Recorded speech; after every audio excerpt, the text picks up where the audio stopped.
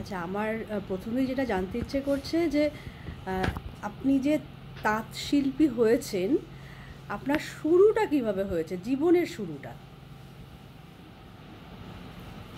আমার নাম বীরেন কুমার বসাক। আমার জন্ম হচ্ছে পূর্ব পাকিস্তান।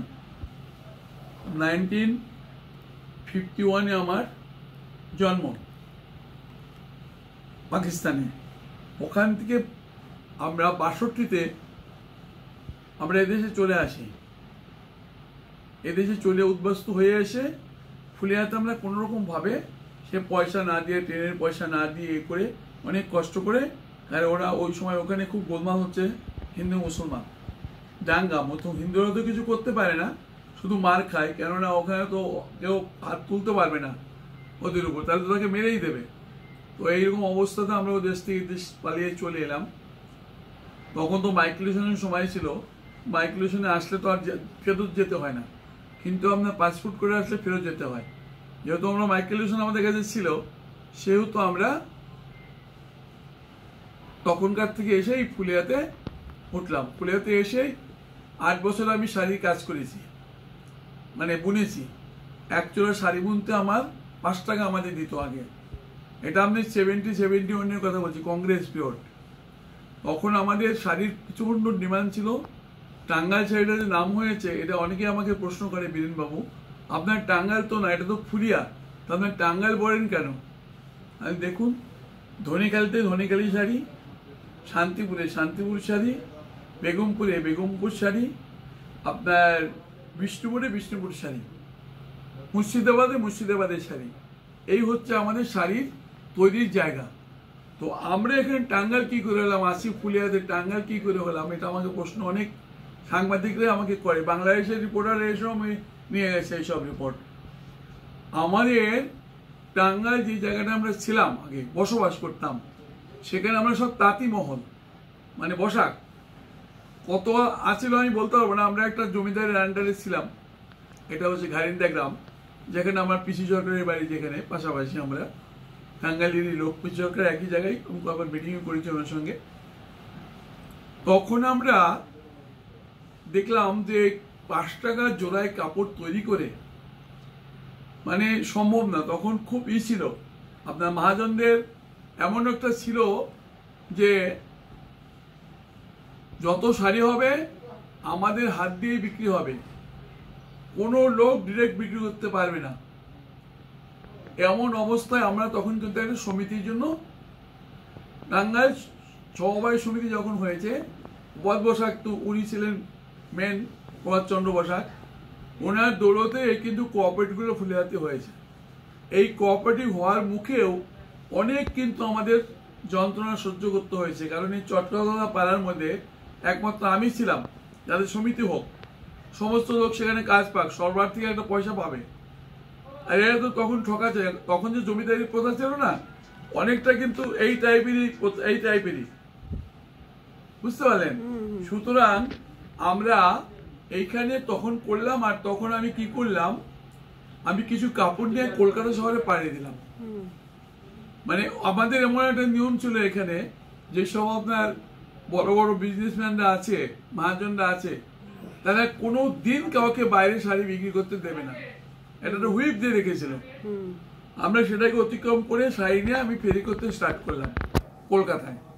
তখন কংগ্রেস পিরিয়ড, মানে সিদ্ধার্থ শঙ্কর রায় মুখ্যমন্ত্রী, ওনার ওয়াইফ মায়া রায়।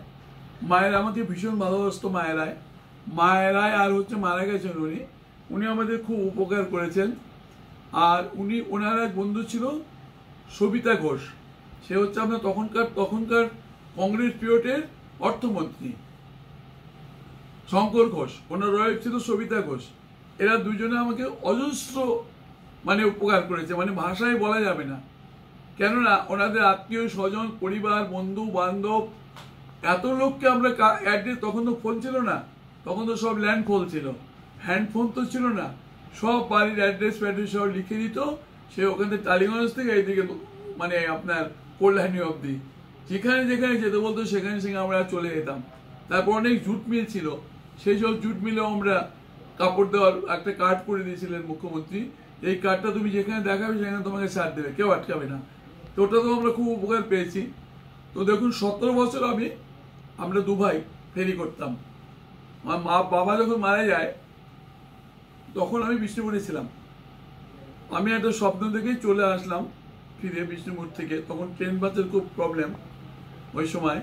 ফিরে এসে রাত 2টোর সময় আমি বাড়িতে আসলাম, পৌঁছালাম, দেখলাম বাবা চৈতন্য মানে হয়ে গেছে আর কি। যাই হোক, তারপরে বাবা চলে গেল। তখন থেকে আমাদের যে 1 মাস ভবিষ্য করতে হয়, ওই 1 মাসে কিন্তু আমি সাইনে ফেরি করতাম। যেদিনকে আমাদের কামান হয় সেই দিন আমাদের গাড়িটা খারাপ হয়ে যায় খড়দাতে, লাস্ট ট্রেন ফুলিয়াতে আসা শান্তিপুর লোকাল। আমরা সারা রাত ব্যারাকপুর স্টেশনে এসে 2 ভাই ওই গাড়িটির মধ্যে শুয়েছিলাম। কারণ ওই দিনই কামান, আসতেই হবে, কিন্তু আমরা তো ফিরতে পারলাম না। পরের দিন আমরা স্টেশনে সব মানে আমাদের কাপড়ের গাড়ি গুটি তুলে দিয়ে আমি সোজা আমরা কামানের জন্য ঘাটে চলে গেলাম। এই মতো অবস্থায় তারপরে আর মানে বিশ্বাস করবেন না, তখন পেরে উঠছিলাম না আমাদের বয়সের সঙ্গে, ঘোরার সঙ্গে, এর সঙ্গে। 17 বছর করার পরে আমরা একটা জায়গা নেই, সেই জায়গাটার নাম হচ্ছে 64 সাউদার্ন পার্ক, মানে ভাওয়ালদের বাড়ির পাশে। নাম করা ভাওয়াল সন্ন্যাস ছিল ওনাদের বাড়ির পাশে। আর ওইদিকে দেখতে গেলে ঠাকুরের ব্রিজে উঠতে রাইট সাইড।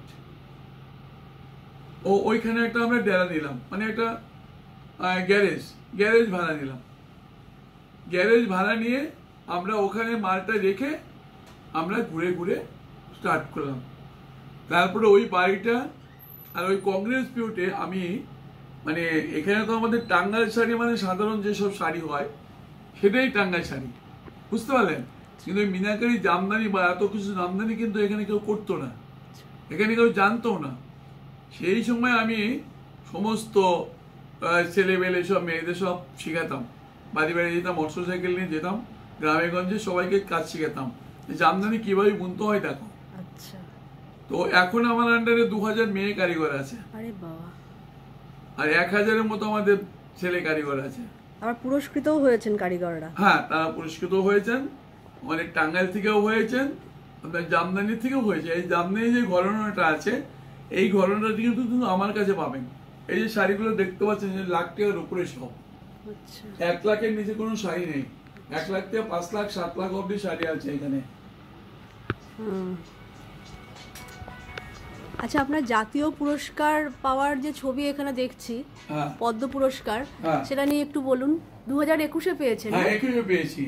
ওটা পদ্মশ্রী অ্যাওয়ার্ড যারা পায় তাদের প্রথম কথা হচ্ছে তারা কত শিল্পীদের কাজ করাচ্ছে, কত শিল্পী তার আন্ডারে কাজ করছে, এবং সেই কিরকম শিল্পী এবং তাদের শিল্পীদের কিরকম কাজ, এগুলো দিয়ে আমাদের একটা পাঠাতে হয় দিল্লিতে, তখন এটার উপরে হয়। যেরকম আমার সময় যারা একটা স্কুল টিচার ছিলেন, উনি বিনা পয়সায় ছাত্রদের পড়াতেন, উনি অ্যাওয়ার্ড পেয়েছেন। একজন ভদ্রমহিলা আছে আমাদের সময় অ্যাওয়ার্ড পেয়েছে, সেটা ওই রকম ব্যাপার। উনি সব স্কুল সব ছাত্র ছাত্র সব বাড়িতে পড়ায়, যেটুকু উনি মায়না পাইতেন বা কাজ করতেন সেই টাকা দিয়ে উনি ঠিক করতেন।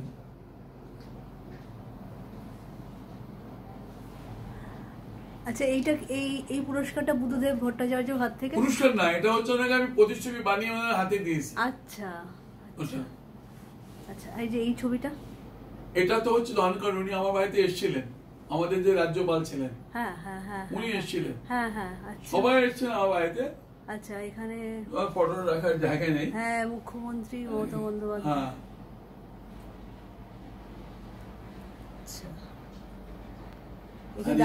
এইখানে যত আপনার ইয়ে আছে, এই অ্যাওয়ার্ড আছে, সব অ্যাওয়ার্ডই আমাদের মোটামুটি ঠাকুর আশীর্বাদে আপনাদের সাথে পেয়েছি। এখন যাই না, এরপরে একটা আশা আছে আমাদের, যেটা কি করতে পারি আর কি। এখানে আপনি আপনার মায়ের ছবি রেখেছেন না? হ্যাঁ, আমার মা 99 বছর দেহ রেখেছেন। আচ্ছা, এখানে আপনার কিছু শাড়ির রেপ্লিকা রয়েছে। আচ্ছা, এই সম্মাননাগুলো একটু বলুন। কোনটা? এই যে এগুলো উপরে যেগুলো রয়েছে, এগুলো অ্যাওয়ার্ডের সব। হ্যাঁ, অ্যাওয়ার্ডেরই। হ্যাঁ, এগুলো কি সার্টিফিকেট। কি কি ওটা আছে। National award? ন্যাশনাল অ্যাওয়ার্ড আছে, সান কবির অ্যাওয়ার্ড আছে, তারপরে আপনার পদ্মশ্রী অ্যাওয়ার্ড আছে, বুক অফ লিমকা রেকর্ড আছে, তারপরে আপনার শান্তা প্রসাদ অ্যাওয়ার্ড আছে, আচ্ছা, আর লিমকা বুক অফ রেকর্ড আছে, তারপরে আপনার বিজনেস ডেভেলপমেন্টের পুরস্কার আছে, ডিজাইন ডেভেলপমেন্টের পুরস্কার আছে, এগুলো সব আছে এখানে।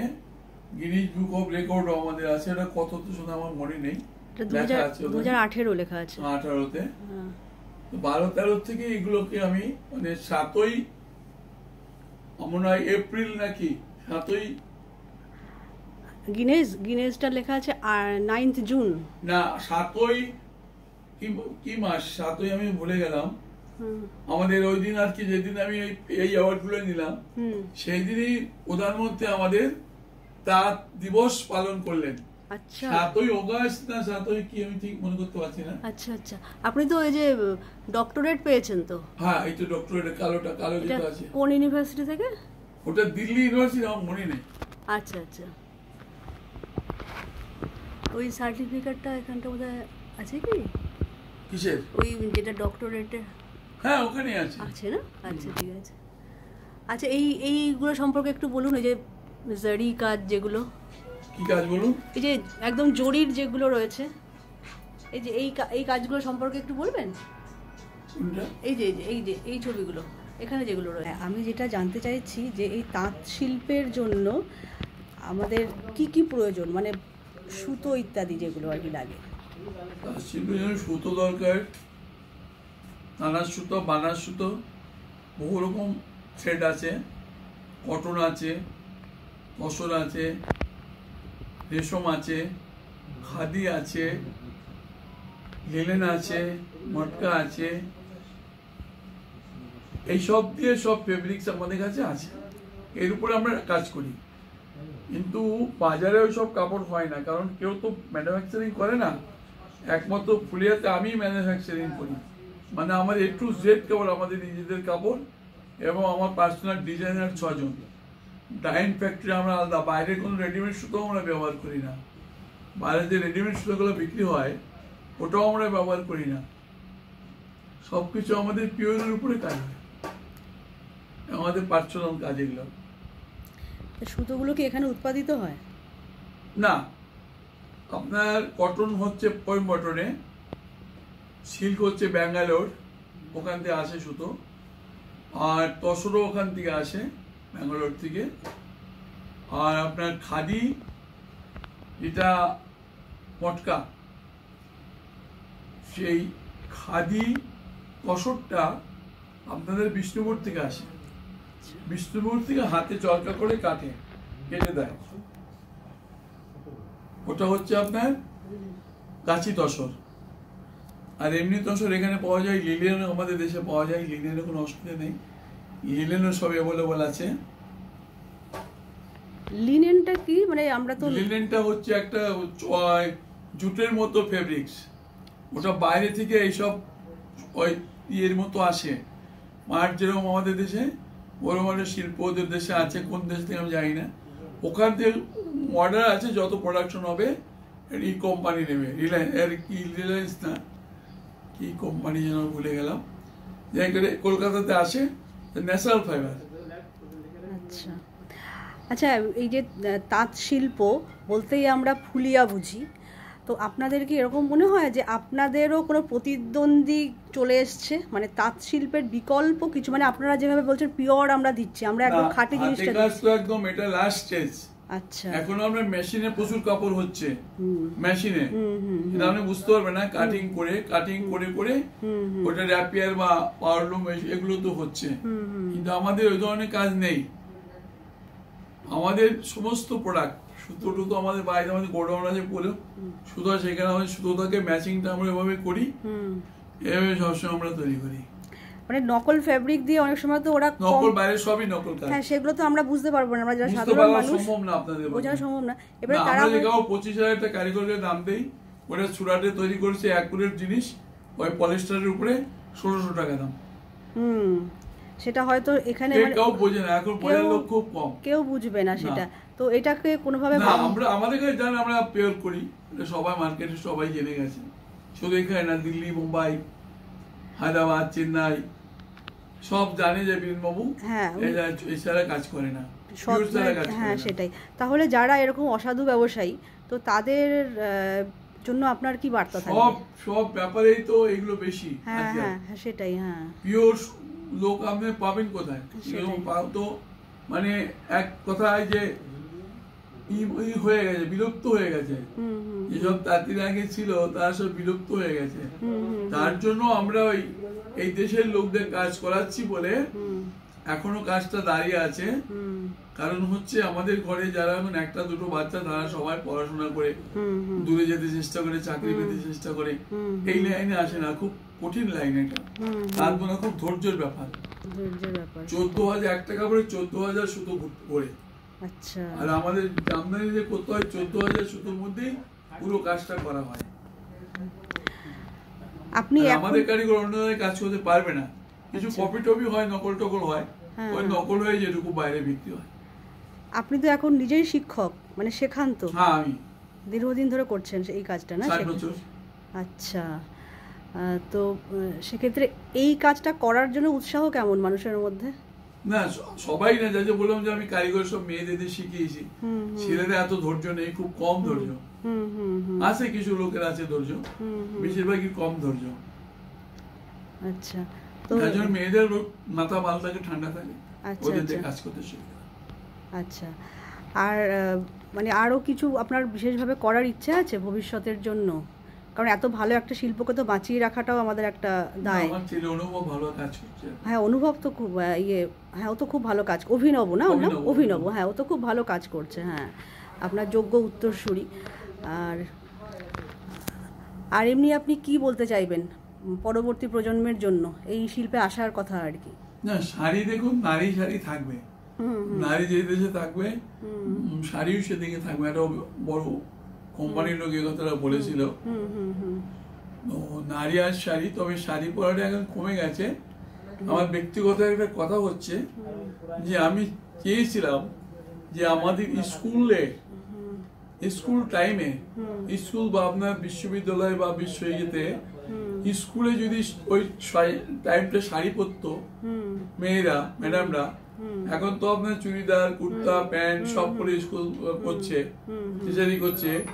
কিন্তু এইটা আমার ইচ্ছা যে এইটা দিদিকে বলার আমার একটা ইচ্ছা আছে। আমি অনেক অফিসারকে বলেছি, কিন্তু লাস্ট আমার দিদিকেই বলতে হবে। যদি দিদি এই কাজটা করে তাহলে আমাদের 5 লক্ষ ইউবার্স উপকৃত হবে। কারণ তাঁতের শাড়ি পরেই ম্যাডামরা স্কুলে যাবে। কারণ সিনথেটিক তসর ফসর এসব গরমের সময় কিচ্ছু পরতে পারবে না। লাইলন ফাইলনের কাপড় বেশি এখন, ওসব কাপড় পরতে পারবে না। যত আপনার আমাদের পুলিয়াতে কাপড় হচ্ছে সব লাইলন, 100% লাইলন কাপড়, লাইলন আর পলিস্টার, এটা দিয়েই কাজ হচ্ছে। আর এটা জানে আমাদের মিনিস্টার, সবাই জানে।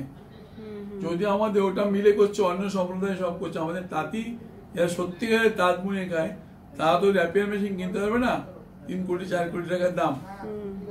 তারপর অত প্রোডাকশন বিক্রি করার জায়গা চাই, সেগুলো তো হবে না অত তাড়াতাড়ি। সেই জন্য আমাদের শিল্পী যদি ম্যাডামরা শাড়ি পরতেন স্কুল পিরিয়ড সময়টা, তাহলে আমাদের শাড়ি অনেক বিক্রি বেশি হতো এবং বাস্তব কারিগর বাঁচত। সেটাই। এখন তো ম্যাডামরা সালোয়ার পরে যাচ্ছেন বা বিভিন্ন রকম সালোয়ার, চুট, বিভিন্ন মানে পোশাক পরে যান। তো সেটা যদি ম্যান্ডেটরি করে দেওয়া হয় যে শাড়িটাই